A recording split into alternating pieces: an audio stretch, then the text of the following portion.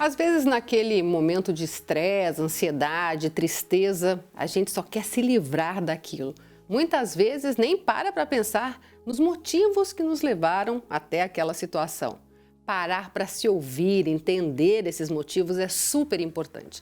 Quem veio conversar com a gente sobre isso é o psicanalista Jonatas Liache. Tudo bem, Liache? Bem, Elaine. Essa coisa da importância de se ouvir é algo que a gente não faz muito, né? Acho que é uma arte maravilhosa e esquecida. A gente está muito pronto para falar, para opinar, para argumentar, para discutir, para gritar a nossa razão. Mas ouvir mesmo é uma arte. E a gente está vivendo numa época em que as pessoas acham que têm o direito de se impor para mostrar a sua verdade, a sua realidade. Basta ver esse ambiente político que a gente vive, por exemplo, as ideologias polarizadas, e a gente vê muita gente falando e não interpretando o que está sendo ouvido. Fala só a sua verdade e impõe ela para o outro lado. Isso acontece não só no ambiente coletivo, mas principalmente no pequeno ambiente dos dois indivíduos conversando, um casal, por exemplo. E aí a gente vê que o quanto é importante a gente aprender a escutar. Agora, ouvir o outro talvez seja ainda mais fácil do que a gente parar para se ouvir, né? A nossa dor. Porque já aconteceu comigo várias vezes, falei assim, não quero ficar triste, vou botar uma música, vou fazer alguma coisa. Então, a gente acorda, sei lá, meio mal e não para... Peraí, por que eu tô assim? Uhum. Deixa eu ouvir o que o meu corpo está dizendo, os meus sentimentos estão dizendo, Exatamente. né? Parece que o se ouvir ainda é mais difícil do que ouvir o outro. Eu queria fazer uma diferenciação para a gente entender essa questão mais delicada de interpretar. Ouvir tem a ver com os sentidos, tem a ver com os elementos fisiológicos que eu tenho no meu aparelho natural, orgânico, auditivo. Então eu ouço as coisas. Agora, para interpretar eu preciso escutar. Então há uma diferença entre ouvir e escutar. Eu ouço porque eu tenho a naturalidade biológica, fisiológica para ouvir. Mas e a escuta? Então quando você está falando comigo, você está argumentando, colocando lá os padrões gramaticais para dar sentido na sua frase, naquilo que você está querendo expressar, eu estou ouvindo isso. Agora eu preciso interpretar isso, e isso é escuta. E como você disse, é tão importante ouvir, mas escutar e interpretar aquilo que o outro está dizendo, mas também o que eu estou dizendo. Então eu preciso aprender a me escutar. Então quando eu digo alguma coisa, ou quando eu falo alguma coisa, ou quando eu ajo de uma certa maneira, eu preciso me perguntar, o que eu quis dizer com isso? Por que eu agi assim? Por que eu falei tal coisa? Por que eu entonei a minha fala desta forma? Tão enfaticamente? Por que eu estou falando tão baixo? Por que eu estou sofrendo com isso? Quer dizer, eu preciso aprender a me escutar. O corpo fala, os sentimentos estão borbulhando e estão falando.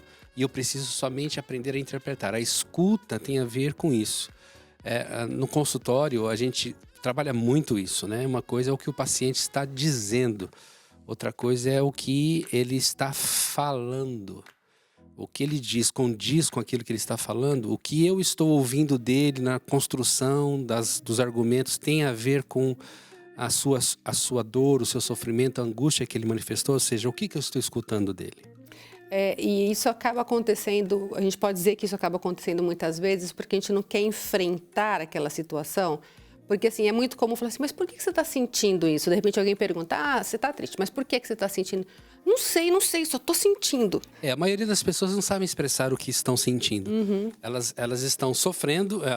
Eu posso falar, voltando de novo ao consultório, as pessoas sentam à minha frente e falam assim, eu pergunto, o que te traz aqui? O que te trouxe aqui? Eu tô sentindo uma tal coisa assim, assado, mas eu não sei explicar direito, só sei que isso me incomoda, não consigo dormir, às vezes sinto uma batedeira no peito, eu sinto uma falta de ar, as pessoas não sabem se expressar. Você sabe que o grande problema, eu trabalho com casais também, o grande problema na relação conjugal, maior problema é a comunicação. E eles não sabem exatamente o que estão dizendo e nem o que estão entendendo. muitas confusões nessa área, né? Então, dizem os especialistas na área de comunicação que há uma perda de mais ou menos 5% daquilo que você pensou para aquilo que você disse sobre aquilo que você pensou. Agora, imagina aquele que ouviu aquilo que você disse sobre aquilo que você pensou. Aí ele vai interpretar aquilo e vai responder. Agora, imagina o que ele está respondendo sobre aquilo que ele pensou, daquilo que ele ouviu, sobre aquilo que você pensou. Aí, quando você ouve aquele retorno, imagina a perda de 5 em 5% nesses processos. Como é que isso funciona, né? O que eu vou pensar sobre aquilo que ele falou, daquilo que ele pensou, sobre aquilo que ele ouviu, daquilo que eu pensei. Então, esse processo é muito maluco. A gente não consegue se comunicar somente na lógica, no racional. O inconsciente fala muito. Os sentimentos, aquilo que você falou, como é que eu não consigo expressar o que eu estou sentindo? Você já deve ter conversado com alguém e falado alguma coisa, a pessoa falou assim, mas por que você está dizendo isso? Por que você falou exatamente isso? Não, eu não disse isso, eu disse outra coisa. Não, você falou isso. Não, você entendeu errado. É assim que funciona, porque o seu sentimento, ele está saindo, borbulhando e você não consegue expressar ao mesmo tempo aquilo que você sente. É terrível isso aí. E às vezes tem até aquela coisa que assim, o corpo expele, né? Tá lá dentro e sai, não é nem o que você gostaria de mostrar, talvez, né? Os atos falhos, né? E aí ele acha, o que fazer para começar, de repente, a olhar para si, a olhar para dentro e tentar, de alguma forma, se escutar? Acho que a primeira coisa que a gente precisa fazer é a gente ter paciência para falar. Muitas vezes numa conversa, os interlocutores estão ali conversando, mas aquele que está ouvindo já está pensando na resposta que vai dar sem ter entendido completamente aquilo que aquele primeiro falou. E aí se perde.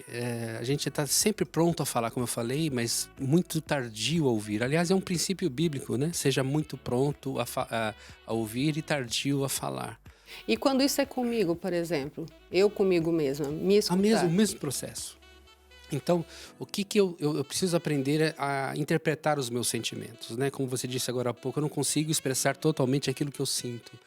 Então, é bom muitas vezes você parar, uma dica assim muito simples, muito tranquila, você parar, fechar os olhos e tentar entender por que eu estou sentindo o que eu estou sentindo. Se você se criticar, você perguntar por que eu falei o que eu falei, por que eu estou me vendo desta forma, por que eu estou agindo desta maneira.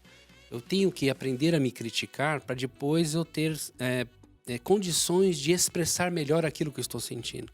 A gente é muito reativo, Elaine. Nós somos muito mais reativos do que ativos. E muito menos proativos do que ativos. Então, assim, eu preciso parar de ser só reativo, responder e falar porque alguém me provocou ou alguma coisa mexeu comigo e aprender a interpretar tudo aquilo que está acontecendo para depois falar. Então, eu vou ser mais ativo do que reativo. Eu não posso só reagir. Mexeram comigo, aí eu reajo. Não, eu preciso mexer comigo, peraí, deixa eu interpretar, agora eu vou responder. Então, acho que esse silêncio, esse exercício de parar, ouvir-se, perguntar-se por quê, ajuda a gente a se entender para depois falar melhor. Evita um monte de conflito, né? Muitas coisas. Olha, uma palavra evita uma guerra. Com certeza. Ou provoca. É isso aí. Muito obrigada, Eliaste.